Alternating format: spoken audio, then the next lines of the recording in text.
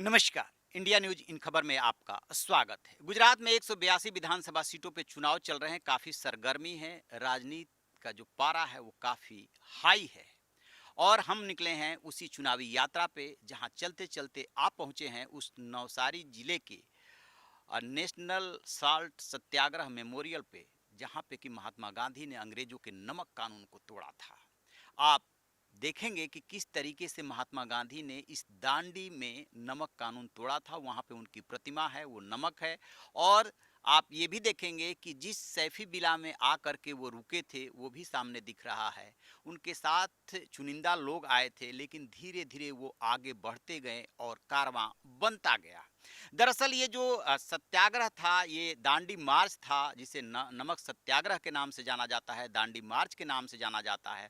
वो सविनय अवज्ञा आंदोलन से ही जुड़ा था। उसमें कई कदम उठाए गए थे। उसी में अंग्रेजों के उस कानून को तोड़ने का फैसला किया गया था, जिसमें अंग्रेजों ने कानून बना करके आम आदमी से नमक को दूर कर दिया था। नमक पे इतना टैक्स थोप दिया था कि जिस देश भारत में लोग रोटी और नमक खा करके अपना गुजारा कर लेते हैं, वो नमक से एक तरह से दूर हो गए। उन्हें नमक तक मयस्सर नहीं हो पा रहा था। महात्मा गांधी ने फैसला किया, समुद्र हमारा, धरती हमारी, हम खुद नमक बनाएंगे। और यहीं पे पहुंच करके उन्होंने नमक अपना वाष्पीकरण के जरिए बनाया था। फिर यहाँ से उनका कारवां बनता गया। 1 साल तक आंदोलन चला, उनको जेल में डाला गया। फिर गांधी इरविन समझौते के बाद सभी लोग जेल से छूटे थे। आप देखेंगे कि महात्मा गांधी के उस नमक आंदोलन की याद में कितना बड़ा ये मेमोरियल बनाया गया है।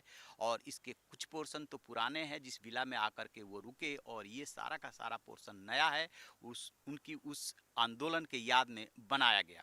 वक्त के साथ सब कुछ बदलता है। यहाँ पे भी कुछ बदलाव हुए। समुद्र ने रास्ता बदला थोड़ा सा। अब हम चलेंगे उस समुद्र में और उन लहरों से बात करेंगे जिस समुद्र के पेट से महात्मा गांधी ने नमक निकाला था और आम आदमी को राहत दी थी।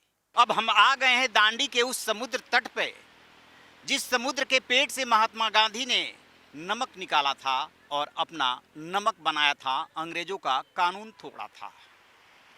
विधानसभा का चुनाव चल रहा है, लेकिन जो नमक से जुड़े मुद्दे हैं, यानी कि रोजगार, यानी कि महंगाई, गरीबी, बेरोजगारी, वो मुद्दे नहीं हैं। हर दल की कोशिश है कि किसी तरीके से सत्ता मिले।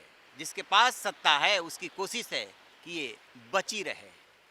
जब कभी भविष्य की सही तस्वीर बनानी हो तो इतिहास के आईने में झांकना होता है, वर्तमान की हकीकत से रूबरू होना पड़ता है, तब जाकर के भविष्य का परिदृश्य बनता है। उस भविष्य के परिदृश्य को, भविष्य की सुनहरी तस्वीर को बनाने के लिए जरूरी है कि मुद्दों की पहचान हो और वो मुद्दे, वो समस्याएं चुनावी मुद्दा बने, जो अभी तक इस चुनाव में नहीं बन पाई है। तो आप रहिए बेखबर, देखते रहिए इन खबर। Thank you. इन खबर चैनल को सब्सक्राइब करें।